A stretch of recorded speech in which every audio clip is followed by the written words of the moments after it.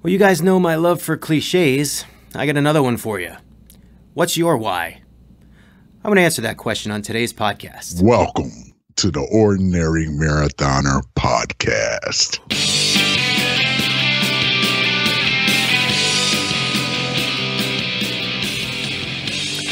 Hello and welcome to the Ordinary Marathoner Podcast. My name is Coach Scott. I'll be your host today. And yes, I'm going to be bringing a little bit of my curmudgeonly, grumpy old man self into today's podcast, especially in the very beginning. Cliches, I love talking about them. I can't stand them. Everyone has a journey, right? We talk about journey all the time. Oh, look at this journey of self-discovery, a journey of love, a journey to Dunkin' Donuts for a nice coffee. I don't care what journey it is. Stop saying journey. Although I got to be honest, I've been using it lately a little bit myself. Another one of my favorites is when you're, on mile 17 of the marathon and you see someone going, "You got this." How do you know I got this? Have you been training with me? Maybe I've been doing as much training as you, standing over there eating your donut and watching me run. Why don't you get out here and try I got this? How do you know? Anyway. All right, I'm going to try to be better. Better. But I do think, one of the phrases I hear and I've heard over and over a lot over the years is, what is your why? And I think there is good meaning behind it. And maybe I shouldn't call it a cliche just yet, but I think it kind of is. Because there is an important message behind it. And, there should always be a reason why you do what you do and what's behind what drives you, And I think today, we've over the last few weeks, we've been bringing back the podcast and we've been talking about goals and setting goals. And obviously I'm going to be doing my goal is to do Ironman Lake Placid one more time in 2023, potentially my last full Ironman. There's really kind of a reason why. There's a reason why, what really kind of made me make that commitment and make that decision. And we're going to talk about that today. It wasn't really something I planned to talk about, but we're going to do it. Now, I think having a reason why is important. It is. And I find in the past few, in terms of my endurance racing career, in races that I had a specific goal, a specific purpose as to why I wanted to do something, whether it be because it was my first time doing it, or because I really wanted to, or maybe I did want to do it for my daughter Sam, the last Ironman that I did in 2019.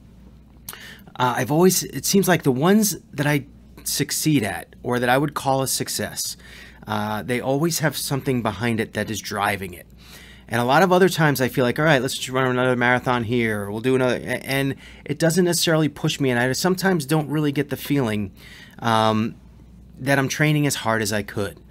And this time, I think things are going to change a bit. And I think things are going to be we're going to dial up the intensity a little bit extra this training cycle over the next, say, 13 months. And I'm going to tell you really what made me make this decision. By the way, it's 9 o'clock at night, and it's not even that. It's almost 9:30. And I committed to you guys to make a podcast every week, Monday or Tuesday. And Tuesday I'm going to be super busy, so I'm putting in overtime here for you guys. So let me sip some coffee. I know, something you should never do during a podcast, but I had to sip some coffee, and let's get going. Now, here's the deal. This is very much connected to a story that I think I've mentioned a bunch of times on the podcast, but never gone into detail. The problem is my memory is a little bit fuzzy. I'm getting older, and sometimes, I'll tell you what, I know for a fact that I have started this podcast a number of times. I just don't think I've ever really published it. So I did make the rounds, and I talked to two of the folks that I know listen to the podcast, and both of them said to me, they didn't know either. That I had certainly told them the story, but they didn't know if I had done it on the podcast or if I told them the story directly. So we're just going to go with it. And I apologize if I'm doing this again. It's very self-absorbing. I know it sounds awful if I'm doing it again. But hey, this is what happens when I don't have a staff. I don't have a producer. No one here working with me. It's just me. In my own basement. But at least it's not my mom's basement. All right, here we go. This is very much connected to my personal athletic career. And I want to take some steps back, and you know what? We'll start from the beginning. I was a young boy. I can't even do this with a straight face. All right, come on. All right. But seriously, it started in the beginning. And again, I'll try to give you a shortened version of this, but it's really just a long story, and I can't help it. I always wanted to play. I loved baseball. From the time I was in kindergarten, even before then, I would watch. I could, as a 5-year-old, I could sit in front of the TV and watch baseball all the way through. And I just embraced the sport. Again, I'm going to try to give you the shortened version here. I think combine that with, your parents always tell you things like, if you dream hard enough, whatever you dream can come true, that kind of thing. My dad, yes, pushed hard work, but, whatever. You kind of look back and you're like, you kind of thought you were working hard, but maybe you weren't. Look, I had no reason to believe that pro baseball would not be in the cards for me. I made every all-star team growing up. I was on multiple championship teams.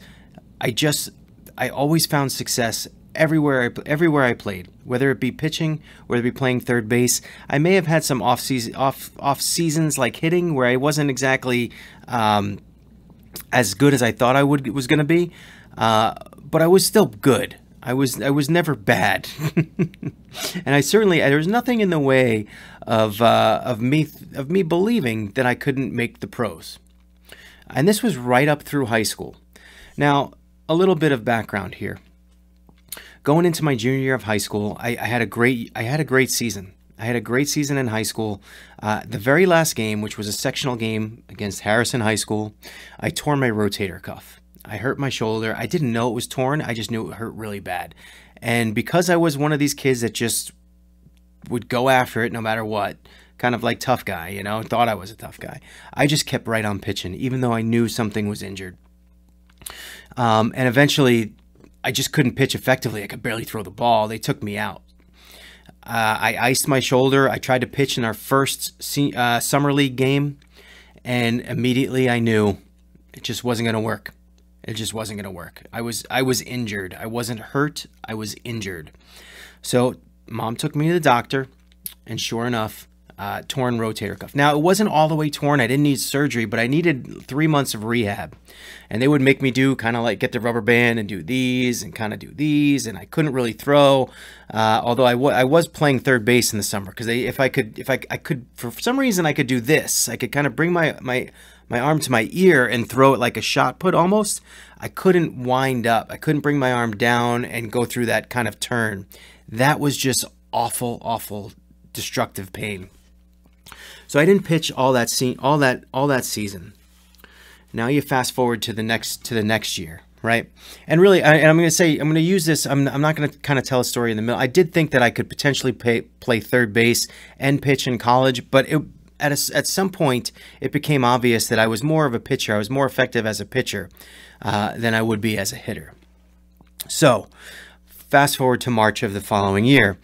I had looked at some schools, but I never really had people recruiting me. Part of it, I think, was, look, I was 5'8", 5'9". I wasn't very tall or imposing. I didn't throw 90+ miles an hour. Although I had good statistics, I had a torn rotator cuff. And, I don't think that anyone really, I didn't fall on anyone's radar. I think going back and looking back, I probably should have gone to some college camps over the summer. We didn't really know these things back then. There wasn't there wasn't the internet. There wasn't recruiting websites. There wasn't any of this stuff, right? It was all kind of like word of mouth and, and high school coaches getting the word out and things like that. And for whatever reason, I did have some Division II, Division III interest, and a lot of that was derived from me sending letters to other people and whatever. But I really wanted to play Division I baseball. Now, it's March 1992, and I'm getting a whole lot of applications back from schools I applied to, and I'm getting accepted to many of them, and I have to make a decision. I had to let them know by March or April where I wanted to go to school the following year. They want you to tell them these things early so they can plan. This is before baseball season starts. Baseball season starts like late March, early April up in New England. So now I have to make a commitment as to what school I want to go to. And this isn't like one of those ceremonies where I have 8 hats on the table and I get to choose. This is a, where do I think I can play and what's going to be the best place for me? And I picked a school that was 2 hours away in New York called Siena College. A beautiful baseball field in the middle of the school, small campus, which is what I wanted. I didn't want a big, huge campus. I didn't know exactly how I'd fit in, kind of weird social things going on in my brain. And they were Division I, and not only were they Division I, but they were really bad. They were really bad. They were 4-24 the prior year to when I was there, and I really thought that I could come in and I could play third, I could pitch, and not only that, but when I had talked to the coach, I met him at a couple of recruiting events, he had told me that I could play both baseball and football. And now I was thinking, this is the place that I want to be. I can make a splash here. This will be great. Because, no one recruited me because they didn't know how good I was. Now, I could say that in retrospect, because my senior year, after I had already committed to Siena, I went out and I pitched awesome. I'm not going to say dominant. I'm not going to say it, but I was dominant. I was a dominant pitcher my senior year. And I'll show you the stats. I hope I have them. Do I have them? If I have them, I'm going to plop them on the screen right here. But I know most of them. My record was like 5-2, which doesn't sound great. But the losses that I took, I think I lost one game 2-1, and I lost another game 1-0. My ERA, which I think is the more important stat that you would look at in terms of what I have here. You could also look at walk to strikeout ratio, which I think is pretty good. But if you look on this list of pitchers, this is pitchers from 3 different counties in New York.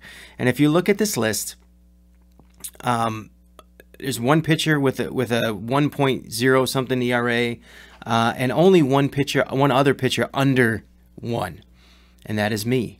0.75. My ERA was actually lower than that. This was taken from I think towards the end of the season. But not at the end of the season. So it actually went even lower than that. I think it was 0.5 something at some point. Dominant. But nobody knew me. Nobody knew who I was. And nobody was certainly recruiting me after I'd already committed to Siena. Now, all along throughout the season, we were clipping the newspaper articles that they were writing about me. Scott throws a one-hitter, all this stuff, whatever it may be. And my father was mailing them, snail mail, because we didn't have email, snail mail to the coach, letting him know, this is who's coming to your school next year. No, he didn't go out of the way to call me. He didn't want to reach out and talk to me. I didn't really know why, but hey, the guy's busy. He's got his own season to go through, whatever. And this is Siena College. Maybe this is why they suck. This coach is still there, by the way. He's still there. I don't know how. He was old when I was there. He's ancient now. Anyway, it gets tough. It gets tough to talk about. So about a week before, I'm headed off to school to play football, right? Football camp starts about 2 weeks before, and they send us a big packet for the athletes. All the athletes that are going to school that year, they send us a packet. And in that packet is a little flyer for each sport. So I take out the baseball and the football one. The baseball one is just details of where to go when you get to school, how to get into your dorm, where to go for your equipment. We're going to have a team meeting, all that stuff. Wonderful. This is what I need. And then there's the baseball one. And the baseball one, it's in very particular letters, very particular writing. It says, fall baseball starts a couple days before school. And if you intend on playing spring ball, you have to be there and play fall ball. And I think to myself, wait a minute. That's not what they told me. That's not what they told me. They told me I could play both. Make a phone call. So I called. And I call up the coach, who I hadn't talked to in a few months. Well, 6 months or so. 7 months. I don't know. And I said, hey, I'm coming to school. I'm going to play football. But I talked to you. You said I could play both. So what's the deal? And he says, oh, no. You can't play both. If you want to play in the spring, you have to play in the fall. Okay. What position do you play? Now I'm thinking, all right, I'm not going to tell this guy I'm a pitcher because that's just bonus. That's bonus. I'm going to tell him because right now I don't know what he knows. He should know because we sent him all my clippings. But I don't want to be dismissed as just a pitcher. So I said, I play third. And he says, Well, we're already set there, so you should play football next year. Whoa. I mean, not even, he doesn't want to take a look. He doesn't even want to take a look. I mean, geez, you got to be kidding me. So I said, oh, no. I mean, this is not a conversation to be taken lightly here, right? This is my career. This is what I believed was my dream, right? This was all I ever wanted to do, was play baseball. And, you know, naively, I'm thinking I'm going to get a little bit of a red carpet here to a team that sucks. And it didn't happen. Nothing. It was like he didn't even want me there. So I said, all right, well, listen, I also pitched. And by the way, I had the lowest ERA in Section 1 in New York, which you should have been familiar with what that term means. And he changed his tune. And he said, oh, well, I could always use pitching. So, all right, you know. And I said to him, listen, if it's a choice between baseball and football, I'm picking baseball. I'm much better, comparatively speaking, at baseball than football. My career is in baseball. And he says, okay, but you still have to play fall ball. And fine. So now I have to go to school. First I have to call the football coach, and I have to tell him the bad news. Not playing football anymore. Not his fault. Not my fault. Just miscommunication. But I got to do what I got to do. And in the back of my head, what I'm thinking is, I'm going to play 1 year, maybe 2 years of baseball, and then I'll get the hall pass to go play football and baseball, because I love playing both. And even though, you know, I wanted to focus on baseball, it felt like it made me a more well-rounded athlete. And still, you see, right? I mean, you still see a lot of NFL quarterbacks are also pitchers, and vice versa. NFL players also pitch. You know, Jameis Winston, I know, could have played both. Just one example. And there's multiple examples. Tom Brady, I think, was a pitcher as well. Anyway. Was he a pitcher? Maybe he wasn't. Maybe he was a position player. Anyway, let's move on. I think he was drafted by the Expos, actually. Anyway. This has nothing to do with it. Let's move on. I get to campus, and the first thing I kind of notice as I start meeting people, there are a hell of a lot of freshmen here trying out. There's got to be like 20 freshmen on campus. And, you know, they don't look like chumps. They didn't look like, you know, this was a 4-24 baseball team. These kids didn't look like chumps, not all of them. And I slowly found out through asking questions and having discussions with some of these players that that they were on scholarship. Something I didn't know, right? For the first year ever, the athletic department had given the baseball team scholarships to offer players to come to the school and play baseball. I was not one of those scholarship players. And they had made use of these scholarships pretty well, and they brought in a lot of kids that were on scholarship, many of them pitchers.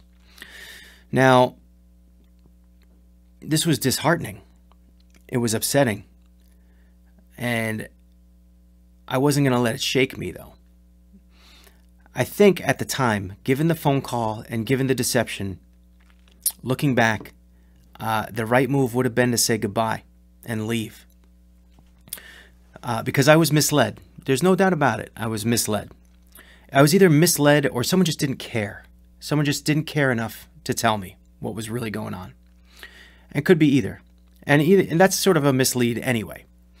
And lo and behold, I play in the fall, and I do really well. I play really well. I pitched really well. I wasn't playing third. They'd kind of moved me off of that, and I was just a pitcher, and I was fine with that. It was still my ticket. It was still, in my brain, that was my ticket to professional baseball. I pitched really well in the fall, and I earned a spot on that team. And now, earning a spot on that team wasn't, it was not what it was supposed to be. It was supposed to be easy. But it was hard, and they made a lot of cuts in the fall. They cut a lot of kids who I thought were really good baseball players. In fact, I used to say that I thought I could make a team up of guys that were cut, and that they could potentially compete against the actual team. I still think that. Anyway, we go into the winter, and they hand us a running program, right? So we head home for the winter, and I hit the running program pretty hard. I went from probably barely kind of running around 2 miles, which doesn't sound like much, and especially nowadays where we know a little bit more about running and calorie burn and workout and fitness. It doesn't sound, especially we're talking about marathoning, running 2 miles doesn't sound like much, but when you're in high school and you kind of just developing that and no one's really pushing you that hard and you're just kind of doing it on your own, 2 miles was a lot. It felt like a lot. And now fast forward, to the end of the winter, kind of just before season starts, baseball season starts, and I'm running 5 miles. So I did some work. They also, they handed us a baseball. They drilled a hole out of it to make it lighter. They drilled out the core. And they said, you're going to be throwing this in the off season. It's supposed to help develop arm, whatever. I don't know. But me and a guy named Todd Summer, another walk-on freshman, we would go down to the gym in the winter and we would throw the baseball. Now, we probably could have done it a little more often than we did. But we tried. And they did give us one of those big rubber bands. And I did some more of those arm exercises that I did for my rotator cuff. But I got to be honest, I probably didn't do a lot of those either. And the weightlifting program was meh. I got in there a little bit. I was a little bit intimidated. The football team was there. I wasn't that big into weightlifting in high school, and it showed. So I didn't go as much as I should have. Let's get to the season. The season starts and we go down to Florida. Now I'm in the bullpen. We're playing a team called Stetson. Stetson, if you know college baseball, really good program, very, very competitive.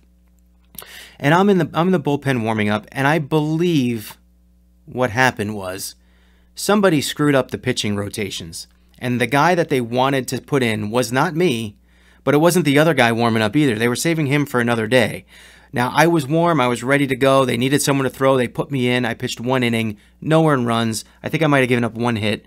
But against Stetson, 1 inning, no runs. Felt really good.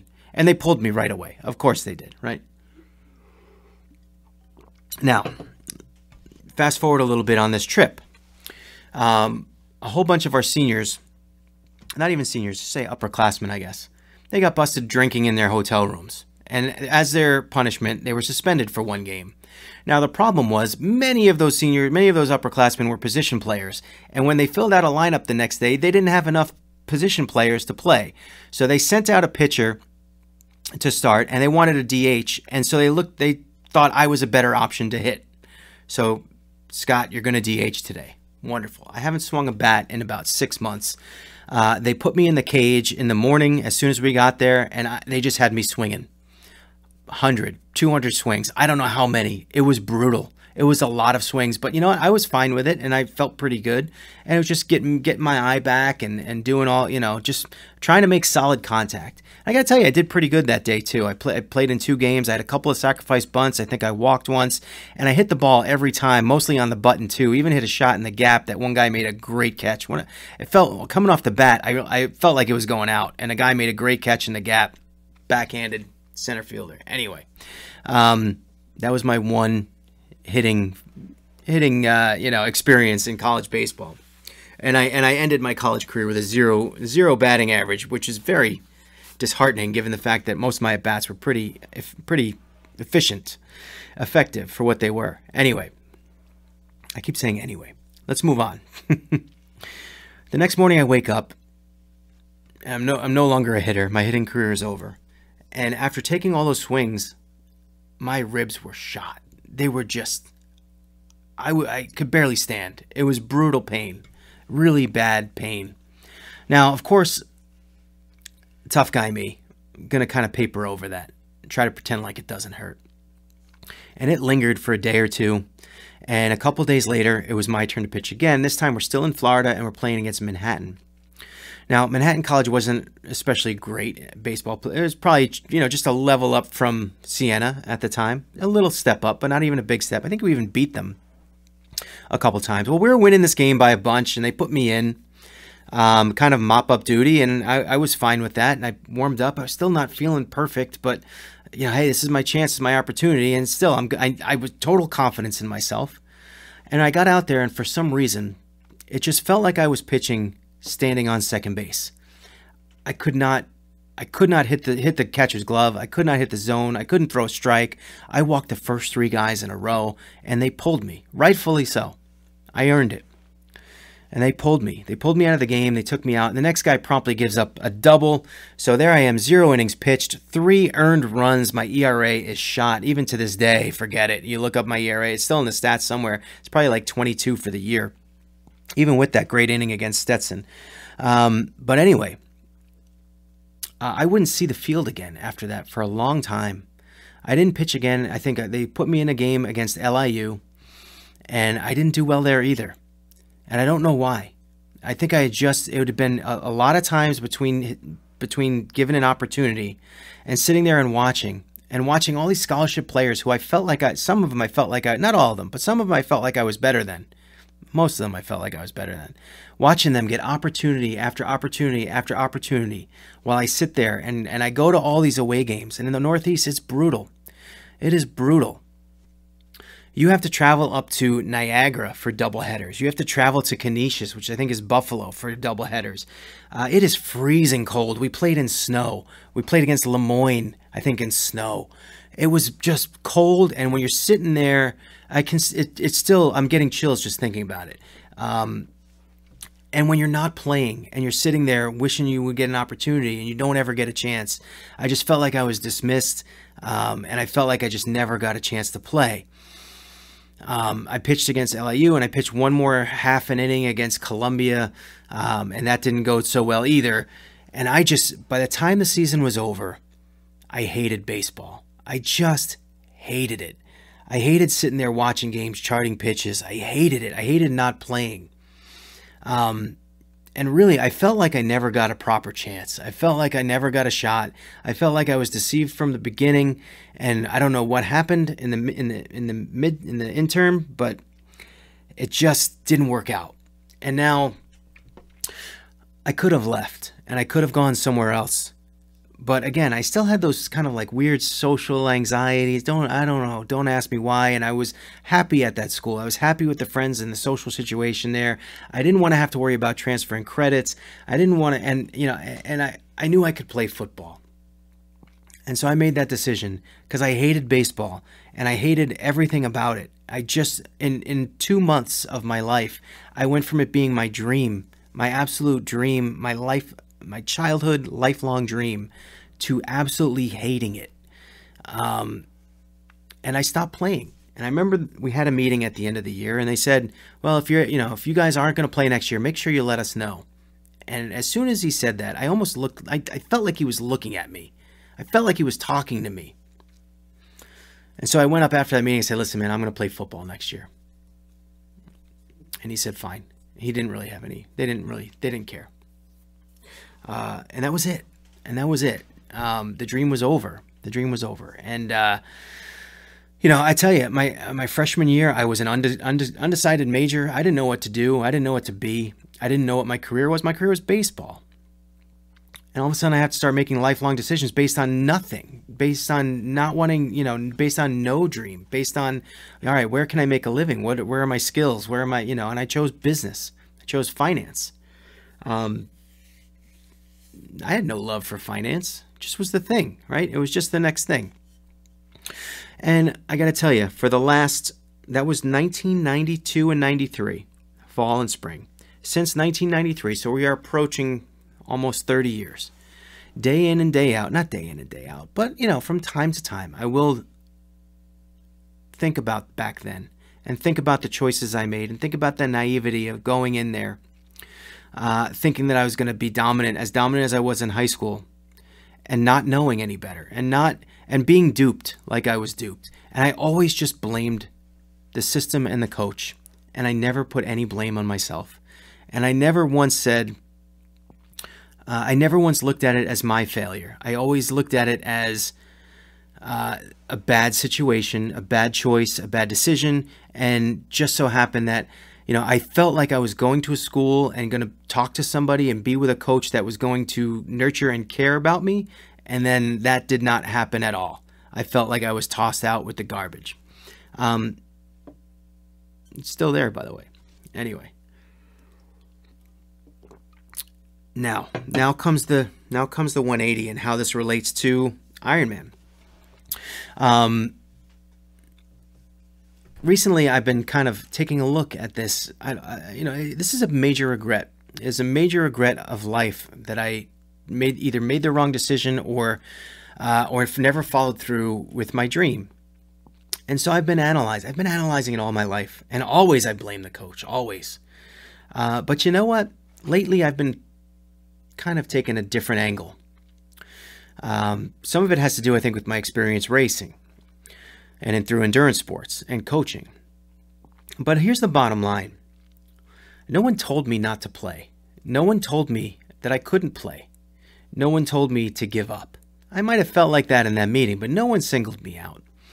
I chose to give up. I chose to quit. And I always felt like I worked hard, but in retrospect, I probably could have worked harder. I could have ran more. I could have lifted more. I definitely could have lifted more. I could have thrown more in the off season. I could have taken better care of myself. I could have eaten better. I could have paid more attention. There's a lot of little places that I think I could have done well. I could have done better at. I could have, I didn't have that obsession. Although I was confident, I didn't have an obsession over baseball. Meaning this, it didn't run my life. I would rather go out with my friends and enjoy an evening out in the town and grab some drinks or whatever, throw a party in the dorm, than spend extra hours in the gym. There's rarely, I don't think I have any, other than like certain, if I had practice in the morning, I wouldn't drink the night before, I wouldn't party the night before. I wasn't the worst partier or anything like that by far, but it definitely, I definitely didn't obsess over baseball the way I feel like I probably should have, given it was my childhood dream. And looking back, I wish I would have worked harder. And I wish I would have given myself just a second chance or a better chance. And maybe that chance even includes paying more attention to that recruiting process. Now, it's over, and I'm 48, and it can't be changed. And this shoulder, it's shot. I can't even lift lately because this shoulder. I'm going to the doctor in a couple weeks. But I can still swim, so don't worry. This is fine. And now, here I am, 3 years removed from my last full Ironman, and the 70.3s are great, and I love them. And they give me a feeling of, yes, I'm fit, and accomplishing something like that is still a good feat. I think it's almost on par with a marathon, maybe slightly less, but almost on par with a full marathon doing a half Ironman. But I can kind of skate through those. And the ones that I've done the last couple years, I probably have. I've never really been driven to excel in them, more to finish. And this is different. And this is kind of the feeling that's taken hold with me ever since I started contemplating doing one more Ironman. Is not to just finish. Is not to get out there and just try to get it to the finish line. It's to be as ready as I have ever been in my entire life.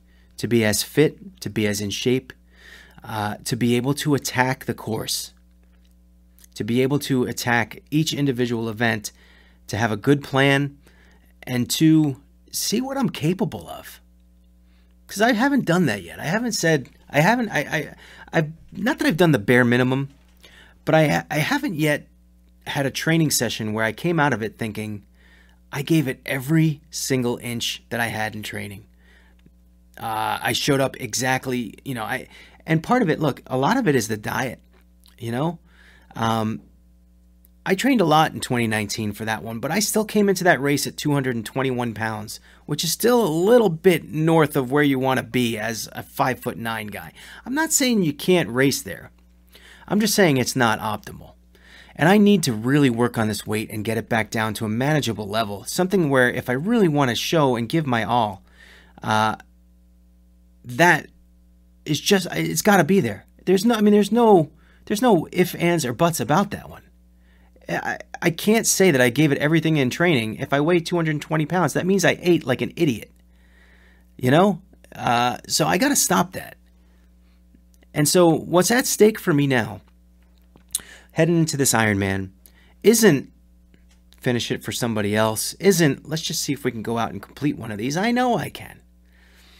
It's to do it to the best of my ability and to be proud of the effort that I put into it and know that I left it all out there, that I had discipline not only in the gym, but in the kitchen at the table. And then I put through every single facet of training, that I put them together in the proper manner, in an effective way. And you know what? If I go out there at the age of 49 and I put together a super effort, and man, I feel good about myself, maybe I come out of retirement, but maybe it's just enough. And maybe it satisfies that need. Maybe it tells me that, hey, I am capable of this. I am capable of this. That I'm not that kid that gave up at 19 years old, that just gave up on my dream and just quit. Because in reality, even though I never really felt like I quit, looking back, maybe that's why I've been so angry about it over the last 30 years. Because in the end, no one told me that I couldn't play anymore. I just quit. And I don't want that to happen for Ironman necessarily, not without giving it my best, my absolute best shot. And so that's what I'm going to do, and that's what this is all about. This is sort of it's a redemption race, but it's not redemption like I just had a crappy race and I'm going to come back and have a better one. It's a redemption of a deeper sort of meaning. Of